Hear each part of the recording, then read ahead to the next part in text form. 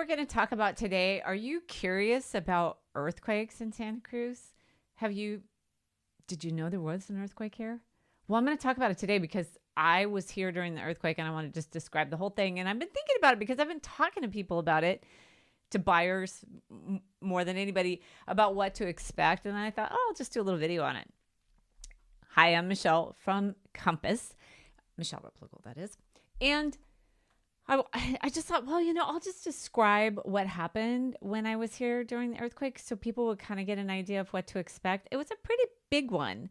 I think I looked it up. It was about 6.7 on the Richter scale. I mean, it was high. And what's interesting is right after the earthquake, they told us it was like 5. So it was funny because we were watching the count go up, of how serious it was over the days that the reporting on it was, I guess, as they got better information, right? So what happened was 1989, October 17th, I was at home with my kids and my husband was home. And I had a new baby. He was about, July, August, September, October. He was about 3.5 months old. And he was on the counter with me. I was doing the dishes. And so he was right next to me. And my other son was playing next door with a friend. And then the earthquake hit and it was crazy. So I grabbed my son, my younger son, the baby, and I grabbed him and everything came flying out of the cabinet. Meanwhile, my husband is running out the door trying to go get our son next door. And he's like literally surfing these sidewalk waves. The sidewalk's just doing this. And he goes and grabs him, comes back. And within that span of time, the earthquake was done by the time he got my son and came back. But then another one came right behind it. There was the big one. But then there was a lot of aftershocks. I mean, stuff was just moving. We were just going. So we were underneath the table. We had a dining room table that was big enough, and we were underneath that. And then it got really quiet. I remember some sirens. I don't remember exactly how many there were. I know that there was a few fire trucks from the fire station that was close to us because we were in Midtown Santa Cruz, kind of in the Seabright area. And there wasn't even sirens for a while. I mean, it was just like so quiet. Then there were aftershocks. And if you ask me, I will say the aftershocks are worse. And I will say, and I'm going to post some pictures here throughout the video that you'll see some of the damage that really happened downtown Santa Cruz, because the Santa Cruz Sentinel, our local paper, was located downtown. So they were just able to run out and take pictures of everything right away. And so they have, most of the pictures they have are really from downtown. And we lost quite a few of our buildings that we were sentimentally attached to. One of them was the Santa Cruz Roasting Company building. It was next to the Lulu Carpenter building that became an empty lot that was there for I want to say 30 years afterwards. But that's where all the pictures you're really going to see a lot of the damage. But let me tell you a few things first about the earthquake itself. So it's big, and it's this big, I mean, when the earth is shaking underneath you, you kind of get scared. I mean, kind of scared. You get really scared because, I mean, that's all you have is the ground that you're on to provide any stability, right? Then you have these crazy aftershocks. And I will tell you, they are worse. They groan, they rumble, and they kind of roll. So you have a bunch of different ones. So you'll be laying there. We slept underneath our dining room table inside. It was also unseasonably warm. I mean, super warm. Maybe not unseasonably. October's pretty warm, but it was really warm. And we were laying underneath the dining room table, and there was rolling aftershocks. Those were just kind of where you're kind of almost like in the water rolling. And then there's the kind of shaky kind of ones. Those are rumbling ones. They kind of jiggle you, as it were. And then there's the groaning. These are not my favorite. This is a noise that you can feel just coming from way down underneath. I imagine those platelets are just, scraping together. They're the worst. They're scary. They're loud. They're unknown, because when they come along, the rolling and the rumbling, you don't know if it's going to turn into the big one. And I've felt quite a few of them over the years. And I feel them, of course, when I'm laying in bed at night, because that's when everything's still and quiet. You're not moving around. Right. I mean, I'm moving around as it is now. I'm on a kind of a rolly chair. In a minute I'll get up to take all the lights down and you're in constant motion. Well, the minute you're laying down and everything's quiet, those effects, those little kind of tremors, as it were, that we get because we are on a living planet, they become more apparent and a little scary because you never know. And some of them, they ramp up and they come and you're just like, oh, is this gonna be the big one?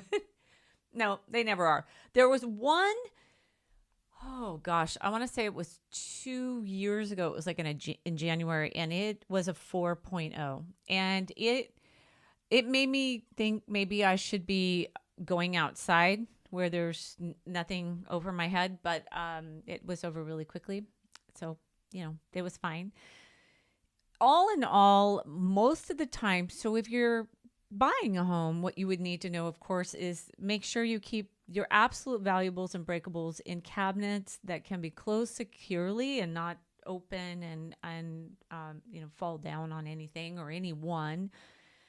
Anything that you're really concerned about falling over, that you brace it and hold it down.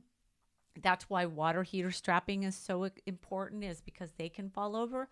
The other silliest thing that I have talked more about this year than I've talked about probably ever is that you need a gas meter shutoff wrench at your gas meter. And I'll tell you, it is really important. I was there at the moment where there was somebody running through the neighborhood offering to turn everybody's gas off because just a bit of gas, leaking outside of a broken pipe can lead to accidental fires and explosions. So it's pretty scary. And there was somebody coming through and offering to shut it off. And I think my husband kind of jumped in and he started helping out too. So our neighborhood was shut down pretty quickly. But that person had a wrench in his hand. That's more than likely where that rule came in. You'll see it on home inspections where you have to have that wrench. They're not more than a couple bucks from a hardware store, but super important. And I recommend that you have them on your house as a buyer or a seller. They are something that you need. But that's also where a lot of the information that you'll see comes along about, strapping things down and making sure things that, fall over. And then there's precious things. You want to make sure you hang them correctly so they don't fall anyway. Or if there's something that you're really kind of concerned about, maybe you can put it on a lower shelf and enjoy it there. We were really fine there were a few people that did lose their lives, and I'm very sorry about that. But in all, most of the houses stood just fine. There's some cracks in stucco and in plaster that happen, but they still happen because, again, we're still moving. So when you go into a house and you see a little hairline crack, it doesn't necessarily mean the foundation's no good. It just might mean that there's movement. Now, if there's a big crack, that could mean big problems. Little cracks, they're going to be normal. That's going to be natural. The other thing is chimneys. Most of the chimneys that I've seen now are all braced because there's always a pipe in the middle of the chimney that will really kind of keep it from falling all the way over, but not all of them. And a lot of those just fell completely over, the ones that didn't have any bracing. If you're buying a house with a chimney, you want to make sure, even if it's enclosed in plaster or even enclosed in any, surface that you cannot see if there's bracing, you should have it checked. They can't see either inside. I took my fireplace that was inside my house out just because I have a small house and I felt that it was just not safe anyway. So that's really the biggest concern. Now, the next question you'll probably say is, hey, Michelle, should I get earthquake insurance? I get asked this all the time. And I say, well, they say the next one that comes is going to level everything, if in fact it ever does.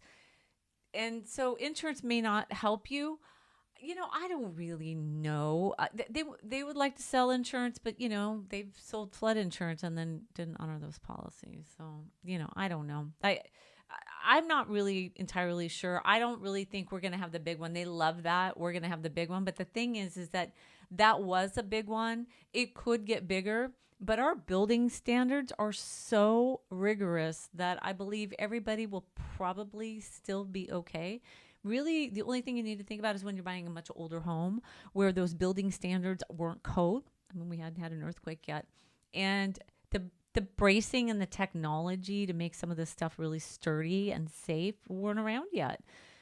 So that's my accounting of the earthquake. Survived. It was scary. We still move. Things still move. You'll still find cracks. I haven't had anything fall over in any of the earthquake or tremors or whatever I haven't had any problems since. But it's something to think about. But in Santa Cruz we have floods, we have tsunamis. What else do we have? Fires, and I've been through all of them. And for the person kind of really closest to it, they have suffered damage. But, knock on wood, we really just haven't had anybody, again, except I want to make sure I honor the people that did lose their lives downtown in the brick building. But overall, we kind of lucked out on the big one. So that is my experience with an earthquake here in Santa Cruz. And that's what's shaking. Oh, that's a bad joke, isn't it? Anyway, Michele Replogle Compass, please like, share, comment, and let me know if there's any topics you want me to talk about. And thanks for everybody who's been calling me lately and talking about buying here in Santa Cruz. Love to hear from you and sellers and people that have been contacting me from my info on the channel. And I hope to talk to you soon. Thanks. Bye.